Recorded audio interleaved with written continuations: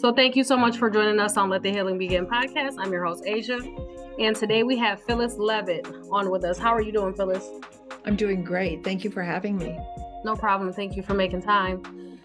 So whereabouts are you from? I grew up in New Jersey and now I live in Taos, New Mexico. Okay. So how long have you been in New Mexico?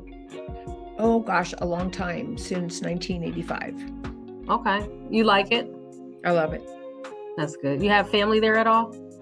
Not really. Well, I have one son in Albuquerque, and then my other kids are in different states and the rest of my family's back east. Okay. So let's go back to your childhood. What was that like for you? Do you have siblings? I have an older brother and a younger sister. I grew up in kind of a middle-class neighborhood in New Jersey, and my family was very focused on education. So we were like all really good students, and that was sort of like how you, I mean, I'm glad I got that upbringing. There was some dysfunction in my family that we never, actually, that I had kind of buried and forgotten about. So there was some abuse that happened in my childhood that I didn't really get back in touch with until I was an adult. But it really affected my life. It really, yeah. So now, like with the whole abuse thing, was it only you or did your siblings have to go through that as well? You know, I think it was mostly me. I think my sister might have had some, but nobody in my family wants to talk about it except me. So I'm kind of the black sheep in that regard. Yeah. And you had mom and dad growing up, right? I did have mom and dad growing up. Yeah, my dad was a chemist and he was, pretty focused on his work. I think he was a nice man, my dad. I think the things that weren't good came from my mom, who I think was just a really unhappy person and took some of her stuff out on me at least. Yeah. Now, like as far as your mom's side of the family, do you think a lot of that, like how was it growing up for her? Did she have a rough time growing up as well? I think that might be where it stems from, but since she didn't really share much about her life, I don't really know. What I do know is that on both sides of my family, my parents were the first generation born here from immigrants from Russia. And I think that both sides of the family were fleeing a lot of persecution and poverty.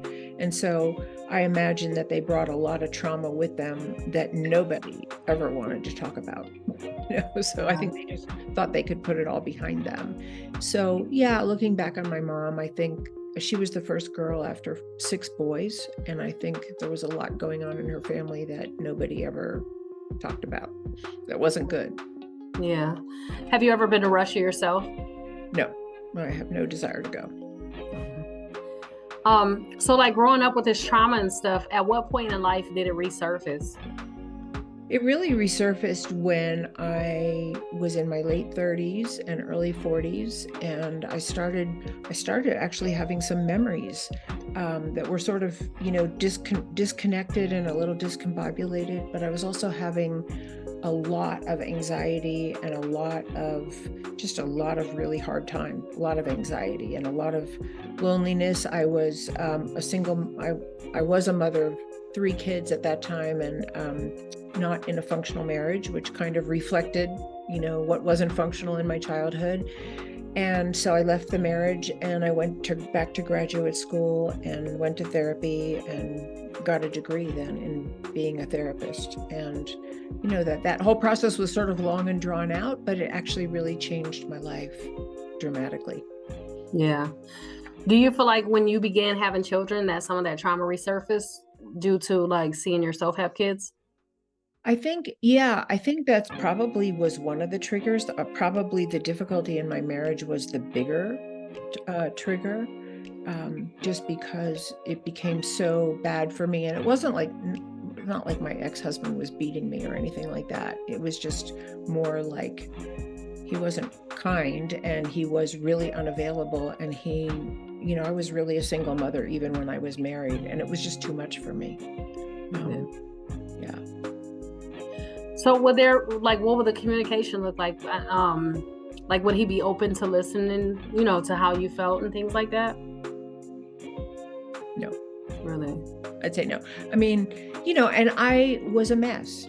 Yeah. So I can't blame the whole, like I think we were both a mess and we were attracted to each other, which really happens to a lot of people, that we get attracted to the same things that wounded us in the first place. My husband was very focused on himself, and that's how my mom was. Very, very focused on herself. And I don't think she ever even really wanted to be a mother. So I sort of was moth to the flame. The flame that I knew well is where I went.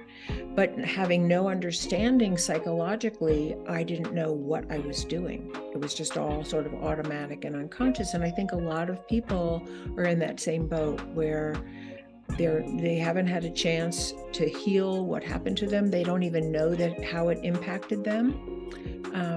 And then they just repeat in some form what they're familiar with. And so I think my husband and I were both doing that. I knew very well how to take it, I guess. Yeah. Would say, and the ways that I tried to stand up for myself, which I did, were not terribly functional, I would have to say. So the most functional thing I think I did was leave. Yeah.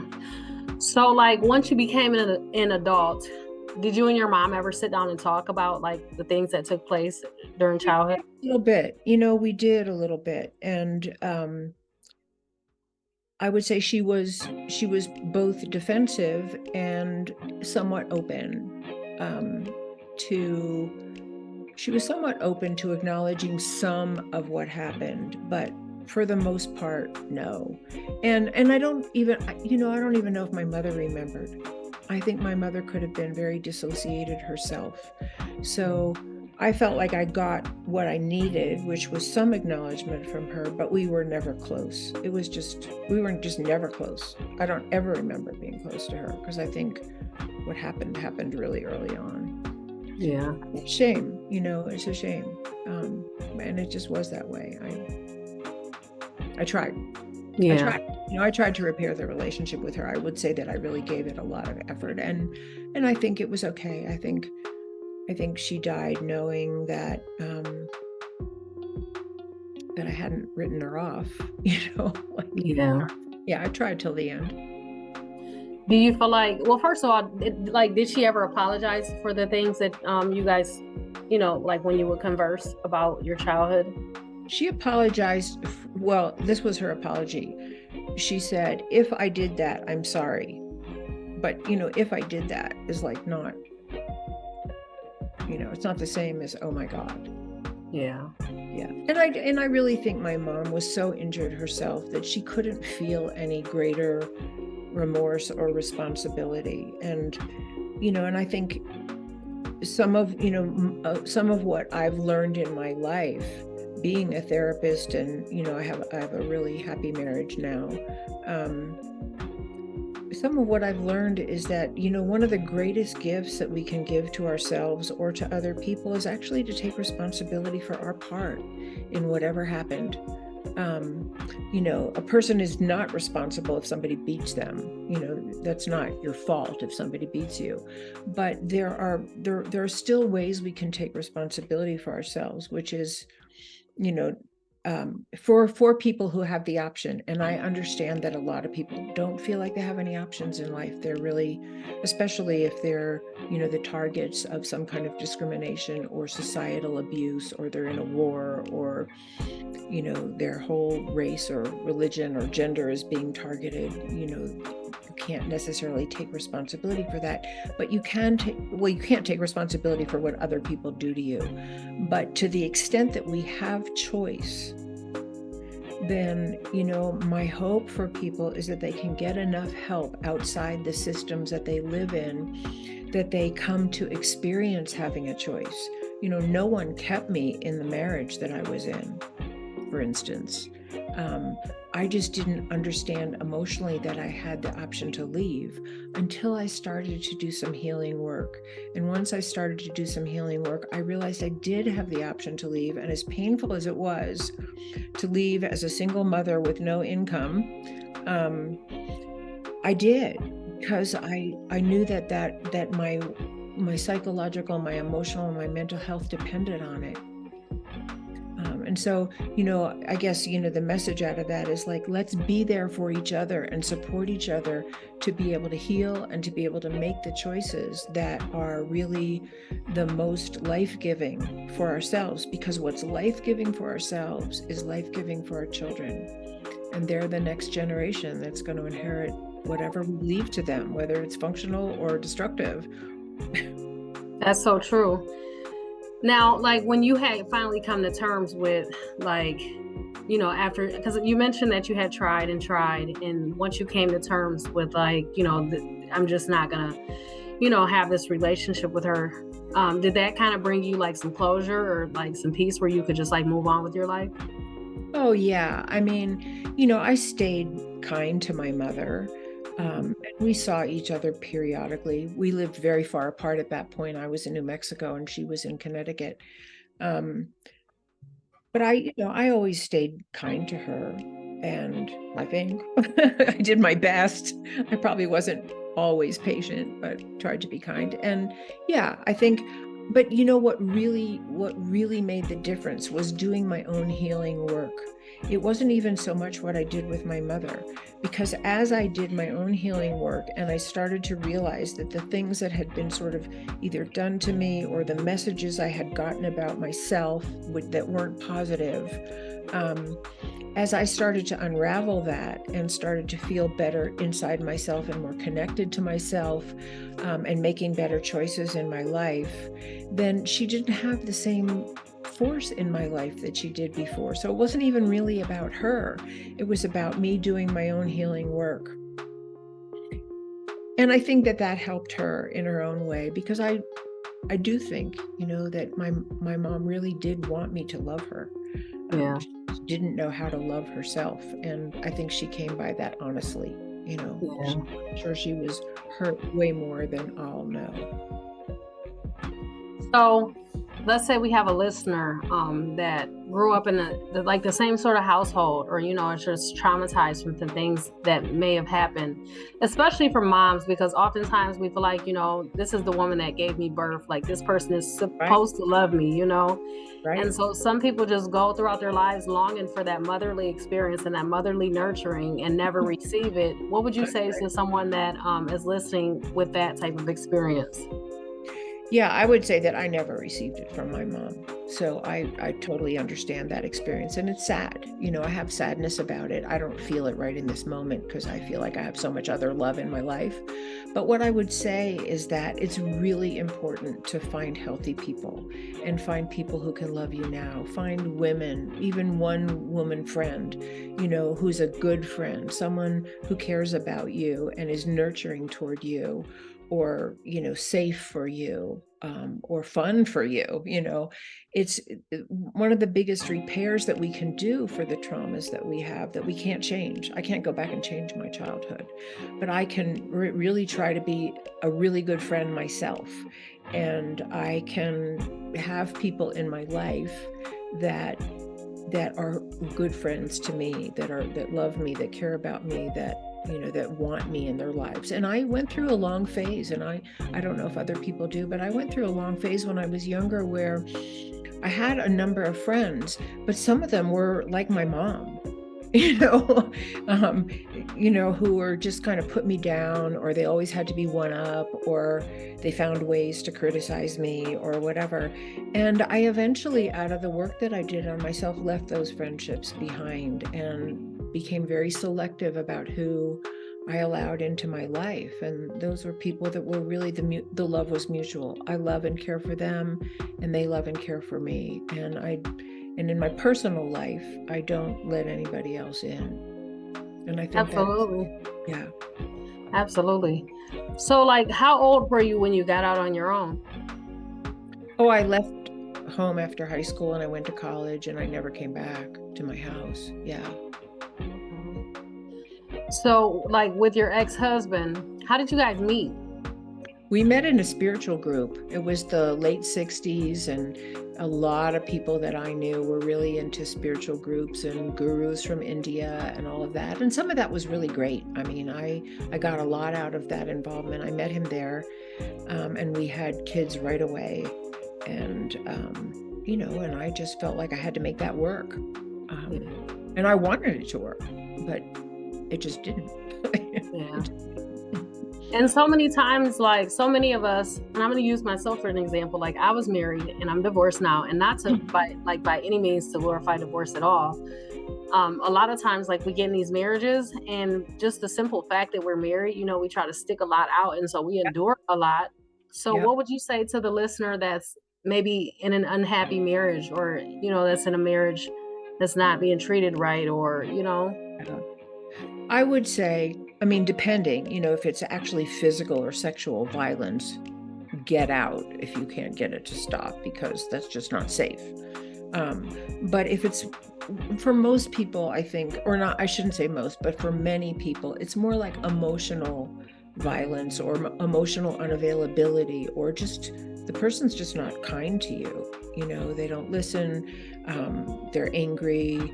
They withdraw and close the door on you and won't let you in, or they rage, or they're an addict, or something that you can't impact. And if your best efforts haven't impacted that, I would say, and you still want to make it work, and you think there's enough good there to make it work or to salvage, then I would say, see if you can get help for yourselves as a couple.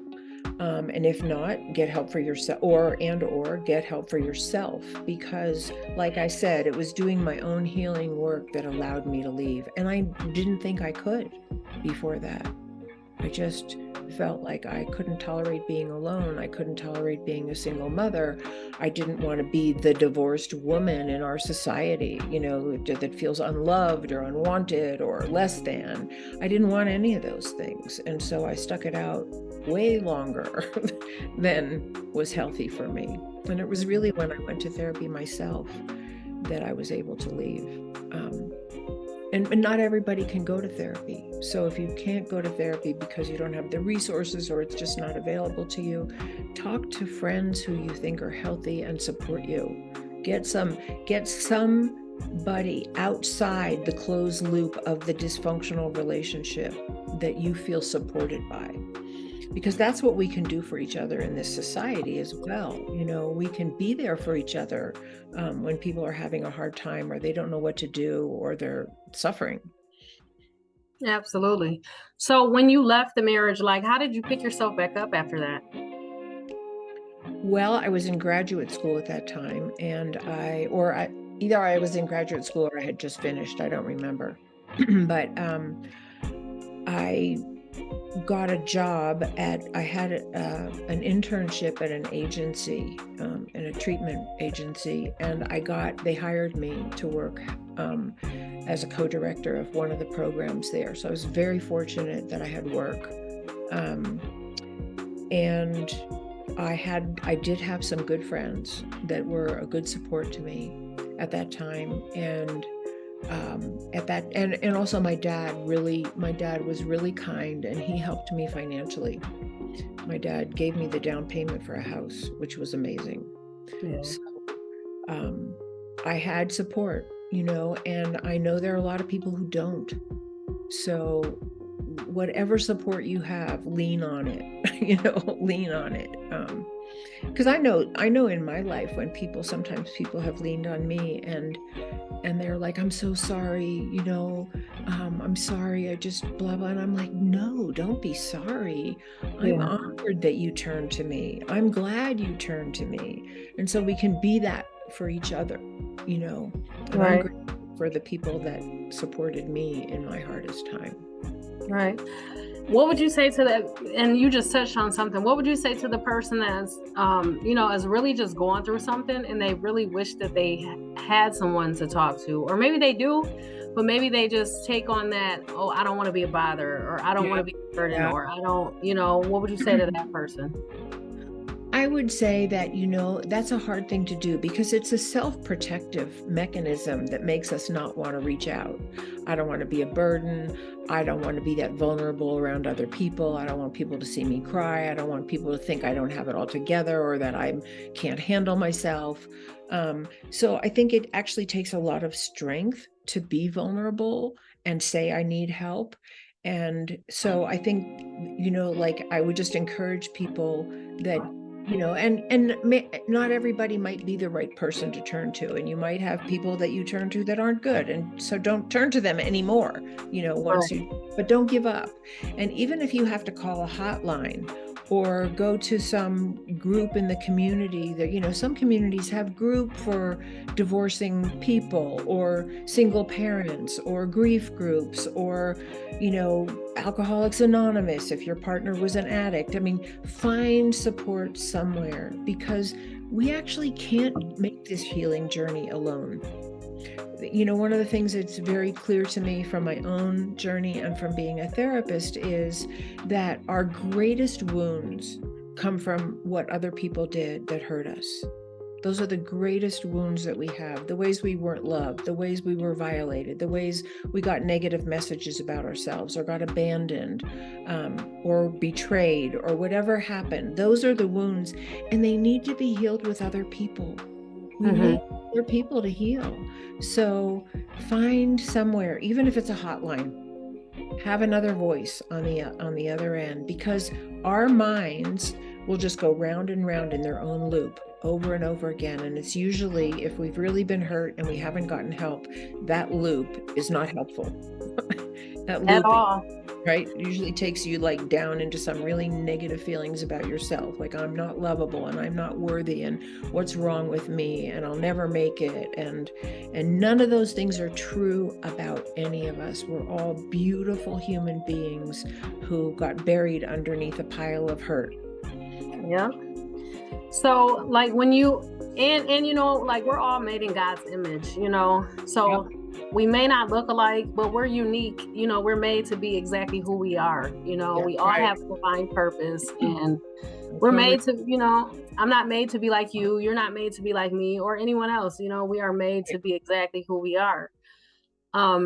So once you finished school and you bought a house and all that good stuff, when did you start to actually feel some relief? Like, start to feel healed and things like that. I mean, healing is a continuous thing, but when did you start to actually like step back and like, I feel different now?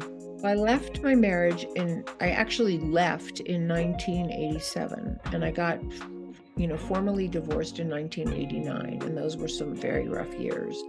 And then I started to go to therapy, and I went to a number of therapists before I found the right one.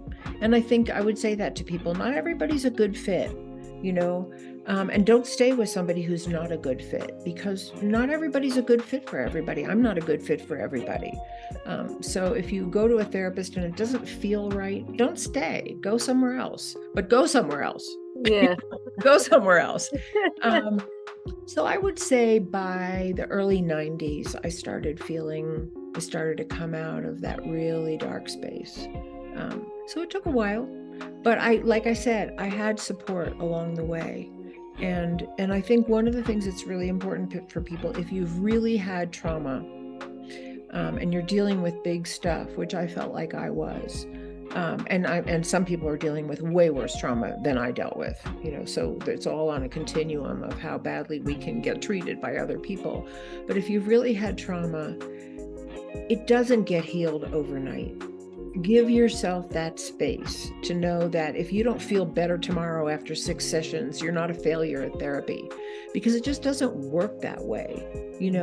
We have to rebuild trust in ourselves. We have to rebuild trust in other people. We have to work through some of the really deep negative messages we took on about ourselves that we believed were true, that are not true. And it all takes time. That's true. Oh, go ahead. No, I was just saying that's very true. Usually like when we walk into like healing and therapy and stuff like that, we want results, right. Really, or society says, oh, you experienced this very hurtful thing. It's been 5 years, you should be over it by now, but it just does not happen that way. All of us don't heal at the same pace. And, it's layers to this stuff, Deep layers, and you cannot judge yourself by comparing yourself to anybody else, because we all have a different reactions to trauma. We have different nervous systems. We have different messages. Some people were traumatized, but they had others who supported them. Some people had nobody. And one of the deepest injuries from trauma, especially if it's within your family, is that you learn as a survival mechanism not to trust your own instincts, because you can't. Because if your instincts would tell you, like, I don't want to touch that person, or I don't want them to touch me, or I don't want to be near them, or I wish I could get away. And you can't do that if you're 6 years old. You're dependent on those people. So you start to like doubt your own perceptions. And sometimes it takes a long time to regain that trust in your own intuitive sense of what's going on around you. And nobody can measure how long that takes, but that's a really important part of healing, is that, because I know in my life, there were things that I picked up early on in my marriage that I just didn't trust. They were absolutely spot on true, Yeah. Absolutely. So what made you want to go into therapy? Was it your own personal experiences, or? Yeah, it was. My youngest at that point was 2, I think. And I thought I got to go back to school. I had a BA, an undergraduate degree, but it was just in liberal arts. So it wasn't in a profession. And at that time, I was a teacher of first grade at my children's parent-run school. And I thought, I'll either become a teacher because I enjoyed it, or I'll become a therapist. And therapy won out because it really was life-changing for me to start to understand my own psychological makeup. Yeah. So let me ask you this. I know that, because I know for myself, with my healing journey, using my experiences to help other people overcome theirs and overcome their trauma has brought me a lot of healing. What did it do for you when you started practicing? Absolutely that. I'm a real one-on-one person. I love deep one-on-one connection with other people. And I had sort of made a vow to myself that when I started therapy, and because I really thought I'll be one of those people who nothing will happen for. I just won't get better. I feel so bad inside. I can't see how I'm ever going to come out of this. But I made a vow to myself that if I did come out the other side, I would try to help other people. And so, and coming out the other side, it's not a place, like you said, it's a continual process, but I wanted that. I wanted to share that there is light at the end of the tunnel, even if you don't even want to go on living. And there were moments where I didn't want to go on living. I never would have made the choice to commit suicide because I cared for my children too much. But I know a lot of people don't have that, and I know what it's like to not want to live. Yeah, absolutely. It's a terrible tragedy for people, and we could be here for each other. We could be here for each other. Absolutely. So let me ask you this, now that you're practicing, are you naturally or are people that have gone through the same thing naturally attracted to you? Is that who you service the most, or is there something that you specialize in? Well, let me just say that I just this year retired fully from my practice, but in answer to that question, for all the years that I did practice, which was 34 years, I think, what I would say is that I'm not sure, what attracted people to me. A lot of it was just word of mouth. Somebody came to me and they liked what they got out of the therapy, and so they referred somebody they knew. But what I would say is probably even more poignant in response to your question is that the levels of abuse and neglect in our society today are very high. So it wouldn't be unusual for a lot of people to come who suffered different kinds of neglect and abuse early on in their life and currently in their present relationships. So I think it's very, very widespread, which is very unfortunate, but I think it's true. Absolutely. So what would you say to that person that's they're hurting so bad and they want to start healing but don't really know where to start? What would you say? Or what to do, or how to kickstart this healing process? Yeah, one of the things that I did, and I don't know if this applies to everybody, but long before I ever went to therapy or considered even the idea of therapy, Well, so I started reading books. Well, I always read because that was a big thing in my family, but I started reading a lot of books about people who had survived great odds, which, was sort of an unconscious impulse. I don't think I thought about why I was doing that, but in those days you went to the library. We didn't have the resources we have now. And I would go to the library and I would get autobiographies and biographies. And I read a lot of that, and I found myself, and it's interesting now looking back on it, but I found myself reading books about people who had survived terrible abuse in their families. So I think some part of me was searching for answers, and I was inspired by reading that people had made the journey and, recovered and were able to remember what happened and told and got help. So that was one thing. But I would just really say, if you have any access to getting a therapist, get one, or go to a survivor group, or go to other people, go find some kind of group, I would say, or some person to talk to. I think that's the first step. And then if you want to read books about psychology and child development, I did all that, some of that before. When I first started therapy, then I went and got psychology books and I started reading them. And I was just shocked because no one ever talked about, and now I think this might be more common knowledge, but nobody, when I was growing up, talked about how your childhood influences the rest of your life. I just thought I was a flawed human being. But no, like all the messages that I got and the things that happened in my childhood created helped create how I felt about myself and the coping mechanisms that I developed. And some people develop, a more passive way of being because they've been so overpowered that they become sort of submissive and passive in their lives because they're afraid to assert themselves. And some people identify with the aggressor and become very aggressive and hurtful themselves, all as a way to cope with their own pain. And these were some big learnings for me about the people that are out there perpetrating and the people that are passive or easily subdued, who don't know how to stand up for themselves or never learned.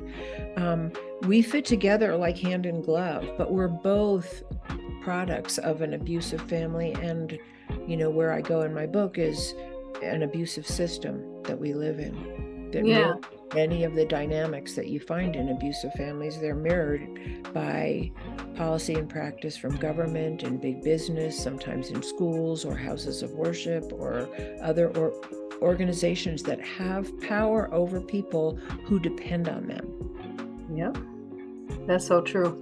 I'm going to move over into your book, but I want to ask about your new husband now. I know you said you're in a really happy marriage. What difference has that made in your life?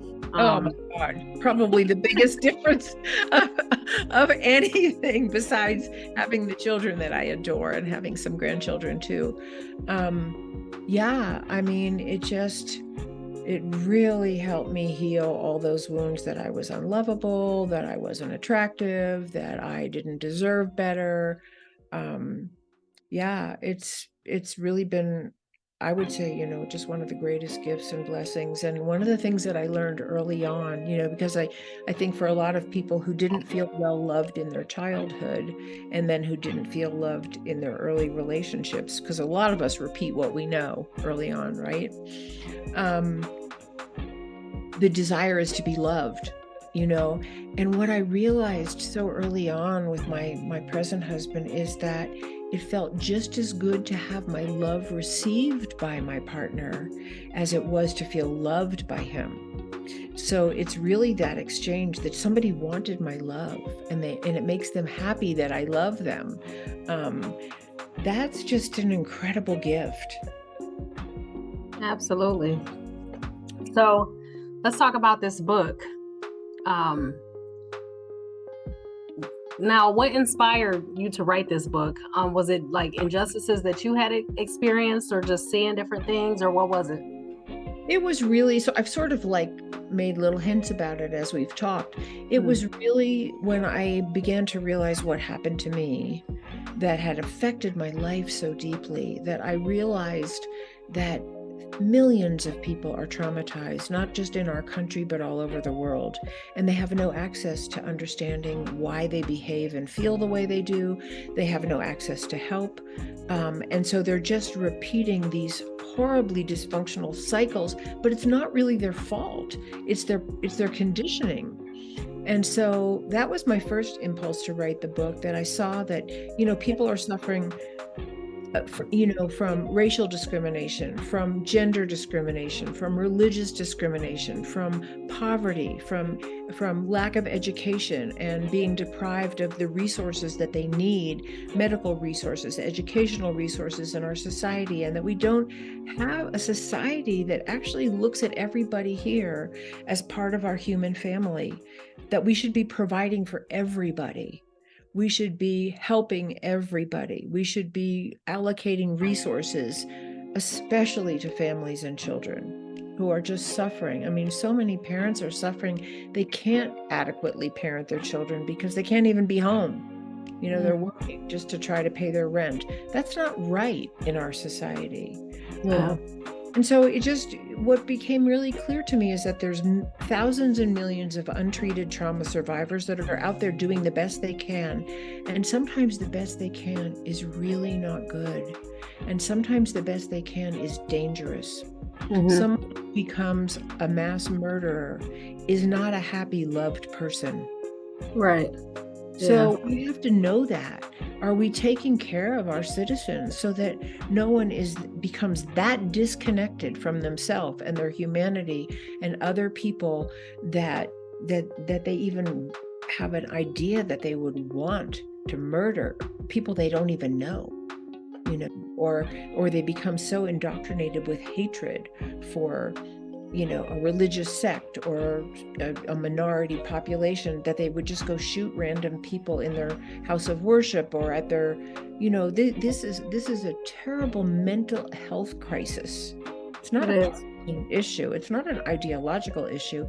It's a mental health crisis. So the answer to your question is, I saw that what happens in the individual family is happening in society at large, and that unfortunately, our government and many governments around the world, once people get into power, they seem to act out some of their own unconscious impulses that can be dangerous and hurtful for all the people that then they have power over and depend on. And I just felt like I had to write about that because it's really a mental health issue, and we've been told it's an ideological issue. This person's red and this person's blue and this person's green, and we're going to fight about the issues. But in fact, fighting about the issues is what the mental health issue is, instead of sitting down and actually trying to work them out, which is what the best therapy provides people. When people come to therapy, let's just say it's a couple, if they're invested at all still in the relationship and they're not just looking to get a divorce, which is okay too, then the therapy helps them hear each other and listen with respect and listen the way they want to be heard and build empathy for one another and start to make agreements and reconnect. That's the whole goal of therapy. And so when I wrote this book called America in Therapy, my goal is to put all this kind of thing that I learned as an individual therapist into our political conversation, our national agenda, to reconnect with one another, not beat each other at the game, whatever the game is. And especially in an era where, and we see this with these mass shootings here, and we see this with the wars all over the world that are, who dies? Innocent men, women, and children, babies, not the people who started the war, the civilians. This is really insanity. I call war premeditated murder, because it is. Wow. And so if it's a small war or a large war, that's what it is. And the whole point is, we have the tools to sit down and work things out. We haven't yet developed the will to do it. That's correct. That's really correct. If someone wants to purchase your book, where can we find it at? Yeah, thank you for asking. So my book is actually going to be published next year, but I just found out that if you go to Amazon, you can pre-order the book. So it's America in Therapy, and then it has a subtitle, but I think on Amazon it's just under America in Therapy and my name, Phyllis Leavitt, and there's a pre-order button. So I think that just went up, and it'll be out in 2024. Well, that's a good way to start the 2024. Yeah. Yeah. And also you can go to my website. Anybody can go to my website, phyllisleavitt.com, and that's Phyllis, because I know that can be spelled many ways. And Leavitt is Leavitt. And you can, read some of what I've written about my book. I have other podcasts on there where I've spoken about some of the principles that are in my book, and there's just a lot of information there. And that website is right now being updated, and within a week or two, a brand new website with better information will be available. But you can still contact me on that website, sign in for my newsletter, or ask me questions. I'm really happy to converse with anybody that's interested in some of these ideas and seeing how they apply in their life or in their organization or wherever. Absolutely. I appreciate you coming on today. Thank you so much for having me. I appreciate you and all your great questions. No problem. It's my pleasure. So thank you everyone who joined in. Please head over to Amazon and pre-order her book. And then also, while you're on Amazon, grab a copy of Back in My Day by Asia Wilson. You can also support us by going over to www.greatergrowthllc.com and purchasing either a t-shirt or a faith-based sweatshirt. You can also check out our link tree tagged in the caption to see what other services that we offer. We launched a life skills program and some mentoring. And thank you so much. And until next time.